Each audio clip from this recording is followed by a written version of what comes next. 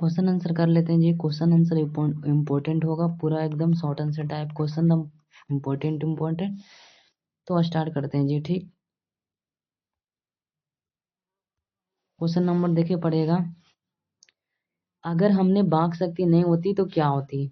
Question में अगर पूछेगा कि अगर हमने वाक शक्ति नहीं होती तो क्या होता है, तो आंसर क्या है कि प्रस्तुत प्रश्न बालकृष्ण भट्ट द्वारा रचित ललित निबंध बातचीत से लिया गया है, जिसके अनुसार अगर हमने वाक शक्ति ना होती तो संपूर्ण सृष्टि गूंगी प्रतीत होती है, सभी लोग लुंज पुंज होकर कोने में बैठे होते। वाक शक्ति और भी लिख सकते हैं जी, वाक शक्ति नहीं होने के कारण हम एक दूसरे से सुख दुख को एक दूसरे को मतलब कि शेयर नहीं कर सकते हैं।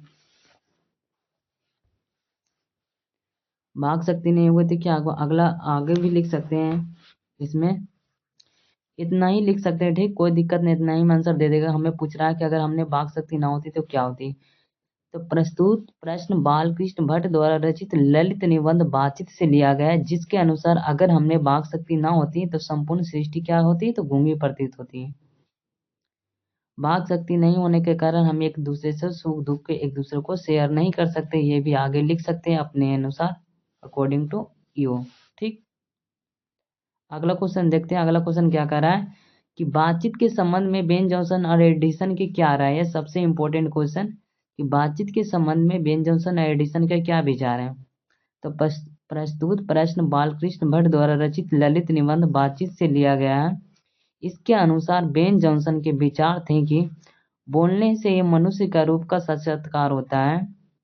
तो क्या प्रस्तुत पंक्ति बालकृष्ण भट्ट द्वारा रचित ललित निबंध बातचीत से लिया गया है। ये तो वो हमेशा सब क्वेश्चन में लिखते हैं। इसमें क्या कर रहा था बेन जॉनसन की, इसके अनुसार बेन जॉनसन के अनुसार विचार कहते थे कि बोलने से मनुष्य का रूप का साक्षात्कार होता है, ये बेन जॉनसन बोले थे।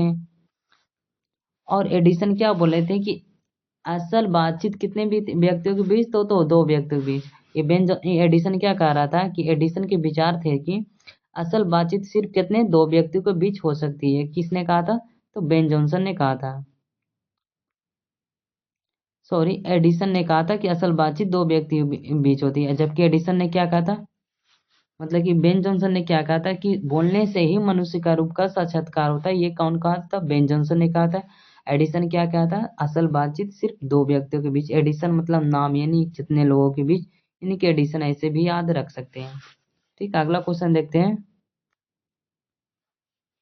अगला क्वेश्चन क्या कहता था, आर्ट ऑफ कन्वर्सेशन क्या है। सबसे इंपॉर्टेंट ये भी प्रश्न है जी कि आर्ट ऑफ कन्वर्सेशन है क्या। कि तो प्रस्तुत प्रश्न बालकृष्ण भट्ट द्वारा रचित ललित निबंध बातचीत से लिया गया है। लेखक ने बात करने के हुनर को आर्ट ऑफ कन्वर्सेशन की संज्ञा दी गई है, मतलब यह कहा गया है, यह एक संज्ञा दी गई है। आर्ट ऑफ कन्वर्सेशन को क्या कहा गया, बातचीत करने की कला। बातचीत की हुनर मतलब होती है कला, यानी कि बात करने के हुनर को आर्ट ऑफ कन्वर्सेशन की संज्ञा दी गई, यानी कि कहा जाता है। इसमें ऐसे चतुराई भरे प्रसंग छोड़े जाते हैं जिन्हें सुनकर कानों को अत्यंत आनंद मिलता है। क्या होता है, इसमें चतुराई छोड़ी जाती है, मतलब एक प्रसंग जिसे सुनकर मतलब खुशी होती है, जिन्हें सुनकर कानों को अत्यंत आनंद मिलता है, उसे आर्ट ऑफ कन्वर्सेशन कहा जाता है। ये कहाँ के लोगों में ज़्यादा प्रचलित है, तो यूरोप के लोगों में प्रचलित है, ये भी लिख सकते हैं आप आगे। ठीक, अगला क्वेश्चन पढ़ते हैं। अगला क्वेश्चन क्या कह रहा है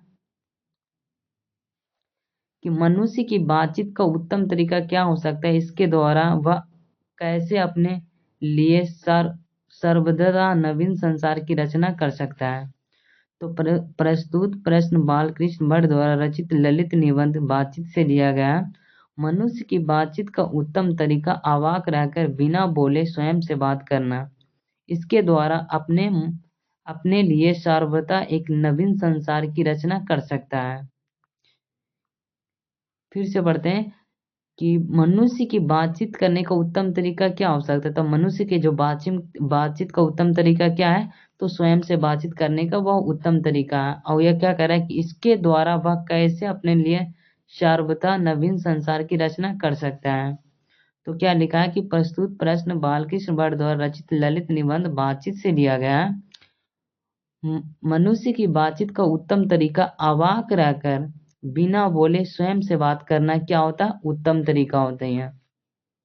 इसके द्वारा वह अपने लिए सर्वथा एक नवीन संसार की रचना कर सकता है, क्योंकि हमारी भीतरी मनोवृत्ति प्रत्येक मतलब प्रतिक्षण प्रतिक्षण मतलब प्रत्येक क्षण में नए नए रंग रंग दिखलाया करती है, और वह प्रचात्मन संसार का एक बड़ा बड़ा वह एक प्रचात्मक संसार का एक बड़ा भारी आईना है, जिसमें जैसी चाहो वैसी तस्वीरें देख लेना कोई दुर्घट बात नहीं है।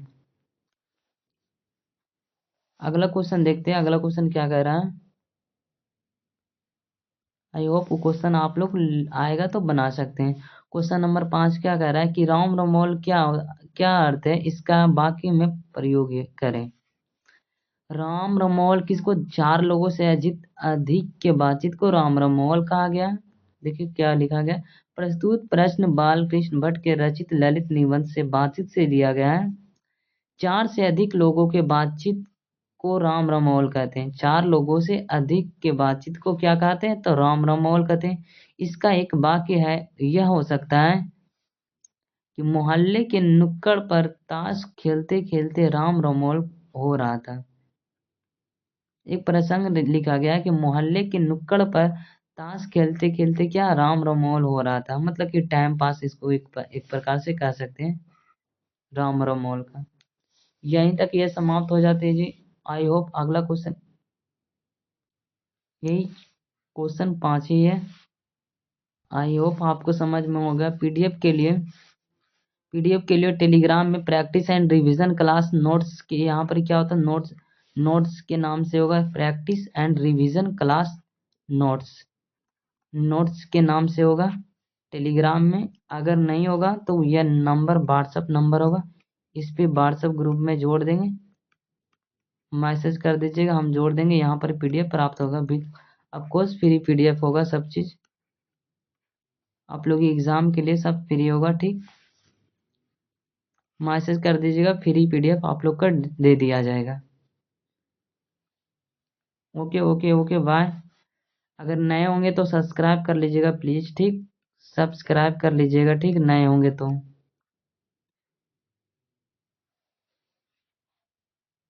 ठीक है, बाय बाय बाय। ठीक है, ठीक, ओके।